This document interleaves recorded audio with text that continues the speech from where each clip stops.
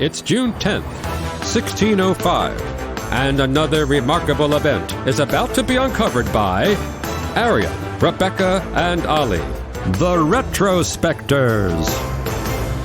So on this day, the Russian court gathered for the coronation of False Dmitry I, who, as the name implies, was the first of three imposters to claim to be the assassinated boy Prince Dmitry, the last son of Ivan the Terrible.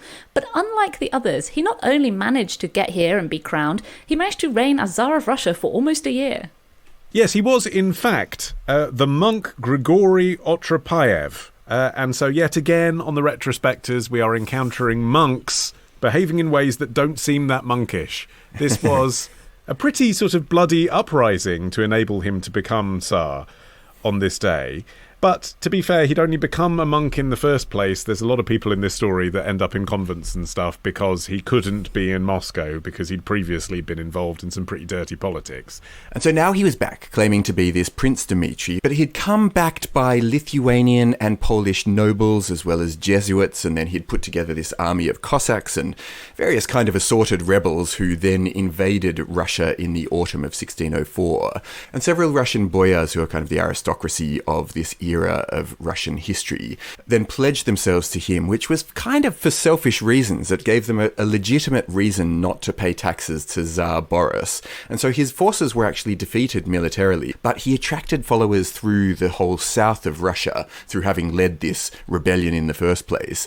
And gradually, bit by bit, the Muscovite boyars really started to come around to the idea of him and what he could represent. Yeah, in fact, there's evidence suggesting that most of the Polish nobles and then later the boyars didn't believe a word of the story that he was supposedly Prince Dmitry, but they wanted to throw themselves behind this coup because the Tsar Boris had become quite unpopular by this point. So everyone's like, yeah, sure, he's Dmitry, fine. Although, actually, somewhat unfairly, I mean, one of the reasons that Boris was unpopular is there was this persistent rumour that he'd killed Dmitry, which obviously is then slightly disproven by Dmitry turning up. So you can't support Dmitry, this guy who you think is Dmitry, because the current Tsar killed him, because he obviously didn't, if you believe that narrative. It's really bad that you killed the guy that we now follow and is definitely not dead, and we're here to avenge. I've got to say that is a truly incredible example of this line of thinking within the story. But we can't understand false Dmitry without understanding real Dmitry. Yes. So as Eminem famously sang. So he was the younger son of Ivan the Terrible, who had 8 children in total, but only 2 were still alive when he died. One was Fyodor, the heir to the throne, and one was 2-year-old Dmitry. And Dmitry came from Ivan's 7th and final marriage, but, and I didn't know this, the Russian Orthodox Church only recognises 3 marriages per person. You only get your first 3. Well, he got a special pass, Ivan the Terrible, didn't they? They allowed him to go to 4 marriages. But I think they all felt 7 was taking the piss. If only he'd had Dmitry in the 4th marriage, he could have got away with being heir to the throne. I mean, this is what happens when you give someone an inch, they take a mile. So Fyodor took the throne, but he was sickly and meek. Some people at the time said he was simple-minded. And so what happened was that a council headed by the chief minister, Boris Godunov, who you may notice shares a name with the future Tsar, they ruled on his behalf as the unofficial regent. And soon after they assumed power, they banished Dmitry and his mother Maria to this place outside of Moscow called Uglich, that was 120 miles away. And they were sort of semi-imprisoned in the palace, kind of a bird in a gilded cage thing, until the age of 10, when he was discovered in the courtyard of the palace with his throat cut. And there were various explanations offered for why he turned up with his throat cut like this, terribly awkward. One was that it was an assassination attempt, obviously made to look like an accident. Another rumour was that he had stabbed himself in the throat during a seizure while playing with a knife. I mean, you know, what are the odds of that happening? But the official statement was that he'd killed himself, and that put Boris Godunov in line to the throne, in part because he had married one of Ivan the Terrible's daughters, and ultimately because then Ivan the Terrible has no living heirs thanks to this convenient death of Dmitry. He's then elected Tsar by the National Assembly. And considering he worked so hard, let's be charitable, to wait for this opportunity, Boris Godunov inherited the throne at a rather difficult time. And that's putting it mildly. There was a famine on, and up to 1/3 of the population died. Just think about that. 1/3 of the population of Russia. So he was incredibly unpopular with the people. These rumours began to swirl that he'd murdered Dmitry. And the establishment, those boyars that you mentioned, the aristocrats, his ideas were a little bit too liberal for them. He wanted to establish a university in Moscow. They were worried that the church might lose its grip. And so they were keen for Dmitry to be risen from the dead. They were waiting for this opportunity to present itself. And enter Grigory. And one of these boyars who recognised False Dmitry I as the real Dmitry was this nobleman, Vasily Shuisky. He'd actually been the head of the investigation into Dmitry's death. And his name was on the official report saying that he had killed himself accidentally while playing with a knife.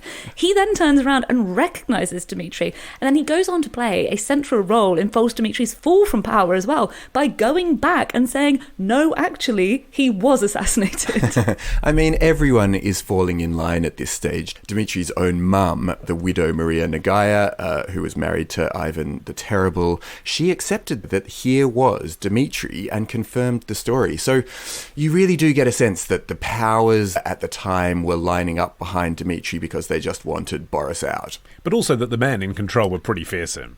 I mean, right. This woman was in a convent, the mother, and was dragged out and said, identify your son and tell everyone it is Dmitry. And she said, okay, then, it's Dmitry. It's not the first time in this story that a woman is going to falsely identify someone.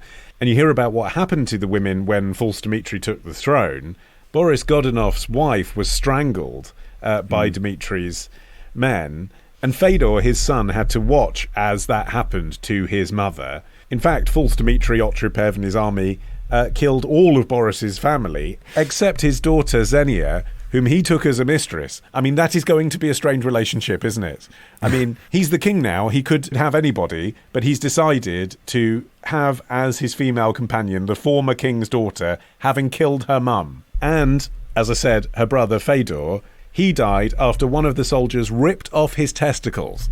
Oh, Lord. I mean, it was just so brutal, and pretty much everyone who backed Boris, they were suddenly out or dead or had had their testicles ripped off, and all of the people who Boris had exiled, they were now suddenly back.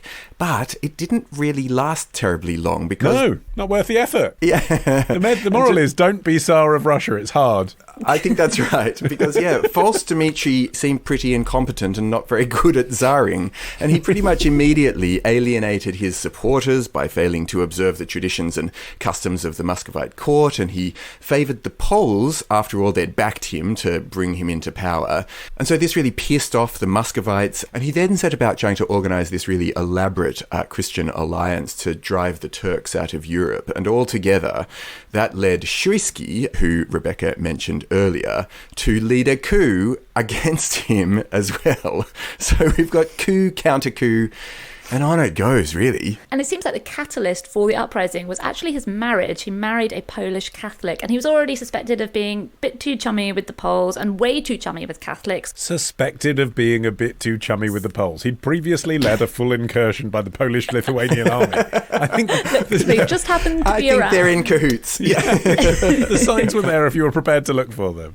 Yeah. But there was this rumour that he had converted to Catholicism, and that was sort of the final straw, whipped up by the church. 10 days after the marriage, a mob of commoners, led by hostile nobles in the background, sort of egging them on, they stormed the Kremlin, and False Dmitry was forced to leap from a window, and in doing so he fractured his leg. Now that's not a defenestration though, right? No, not if you throw yourself out. If you throw yourself out the window, it's not, if the mob had got there and thrown him out the window, then we'd have a defenestration on our hands. I should have said he was forced to self-defenestrate. He was forced to preemptively self-defenestrate. Yes. Yeah. He then it was all pretty undignified actually.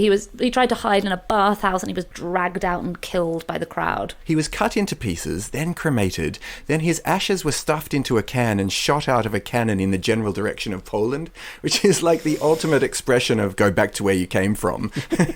But then, we are not done with False Dmitries. Because in August 1607, another guy comes out of the woodwork pretending to be Dmitry. But of course, the public already had an idea of what Dmitry looked like as an adult based on the previous False Dmitry. So he wasn't pretending to be the 9-year-old Dmitry made adult. He was actually saying he was the first guy again. So the preemptive self-defenestration hadn't happened. And somehow no one's been back. Shot out of a cannon. Yeah. Here I go.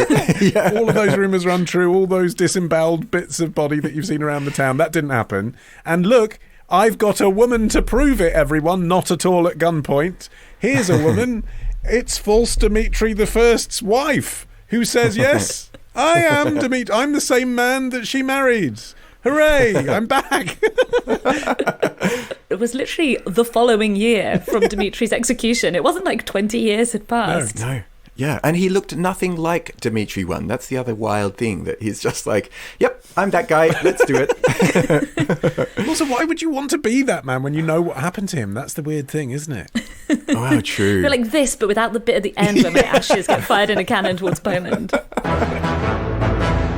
Next time. You had films called Safe in Hell, Free Love, The Devil is Driving.